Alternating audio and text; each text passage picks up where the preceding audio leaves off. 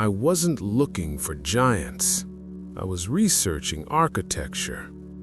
Doors that are too big, stairs that are too high, hallways that are too wide. Things you see in old buildings and simply accept as grandeur of the past. But then, something started to feel off. Some of the doors weren't large just at the main entrance.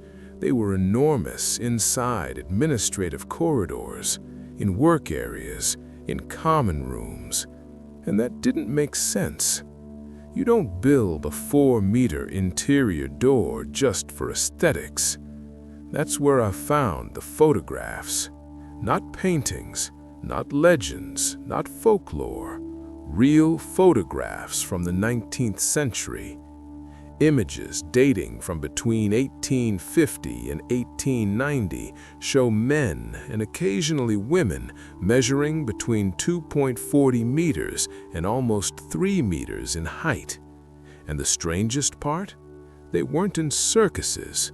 They were in formal settings, wearing typical clothing from that era, next to people of average height.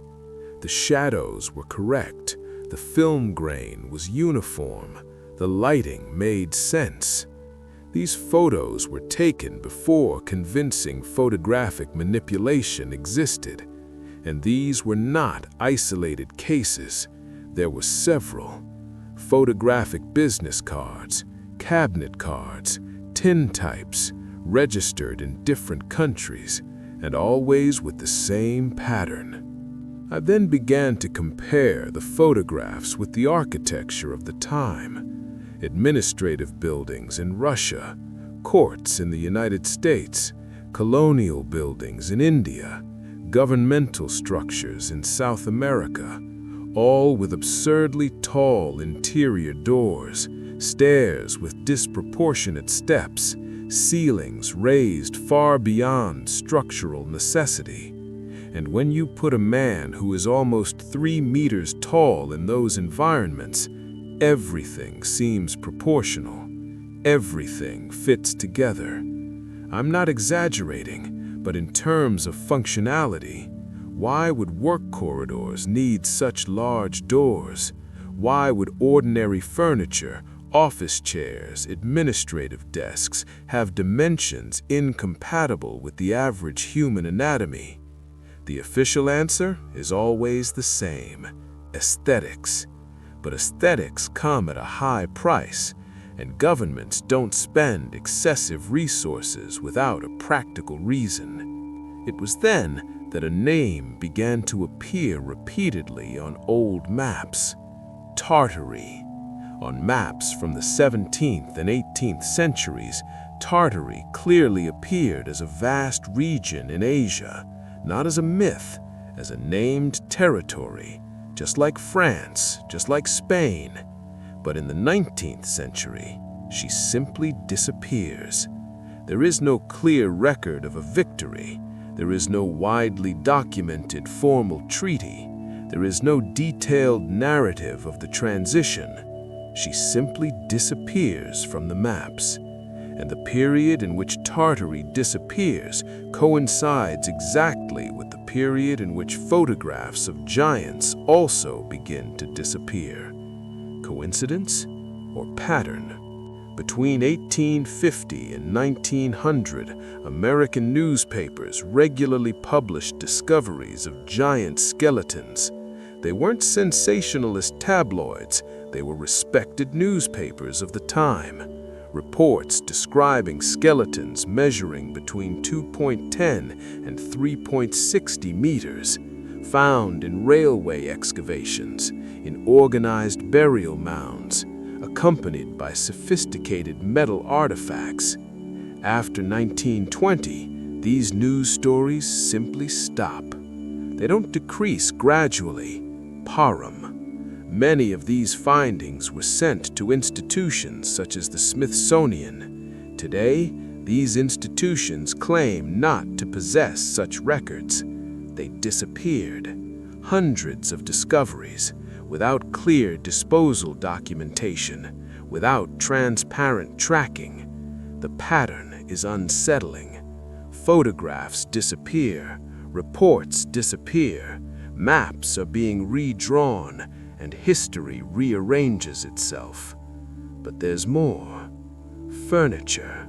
Chairs with seats almost a meter off the ground, backrests 2 meters high, not ceremonial thrones, ordinary chairs, sold at auctions as exaggerated Victorian design. Tools also appear, adjustable wrenches longer than 1 meter, with real signs of use, non-metallic wear, handles polished through handling. These were not decorative sculptures, they were functional tools. But functional for whom? What if giants weren't kings? What if they were a specialized class?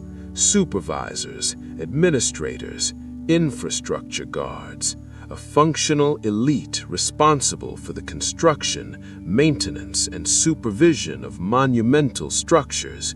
This would explain why they appear in formal contexts. This would explain why the governmental architecture seems tailor-made for them. This would explain why they disappear exactly when an entire territory disappears from maps. Now stop and think.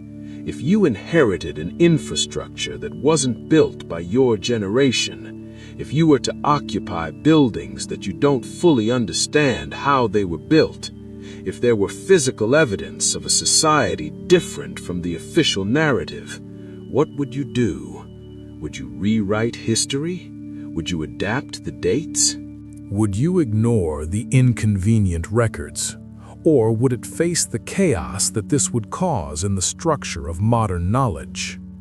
Perhaps giants were rare. Perhaps they were genetic anomalies. But anomalies do not appear in dozens of photographs scattered across different countries. Anomalies do not generate consistent architectural patterns. Anomalies do not coincide with the disappearance of entire territories from maps. What bothers people is not the idea of giants, it's the pattern of silence. Institutions don't debate, they ignore it.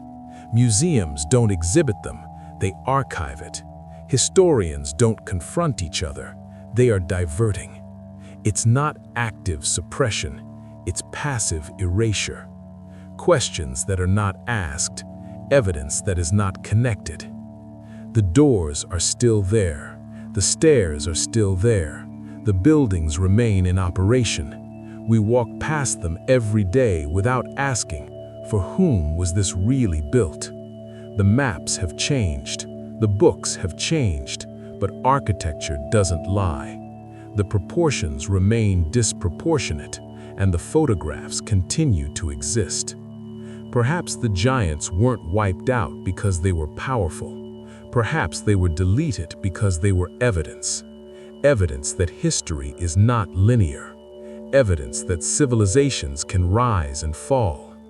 Evidence suggests that we may be living in inherited, not constructed structures. And that changes everything. Because if an entire civilization can be forgotten, what else has already been forgotten? Who else was erased? And what exactly are we being taught not to question? If you've made it this far, leave a comment. The buildings are reminiscent. Because perhaps architecture is the last remaining record. If this type of research makes you think beyond what's taught, subscribe to the channel. Here we connect patterns that nobody wants to connect. Leave a like if this analysis opened your mind. And there's a video here that perfectly complements this topic about Tartary and impossible architecture. Click on it and continue this investigation with me, because the more you observe, it becomes harder to ignore.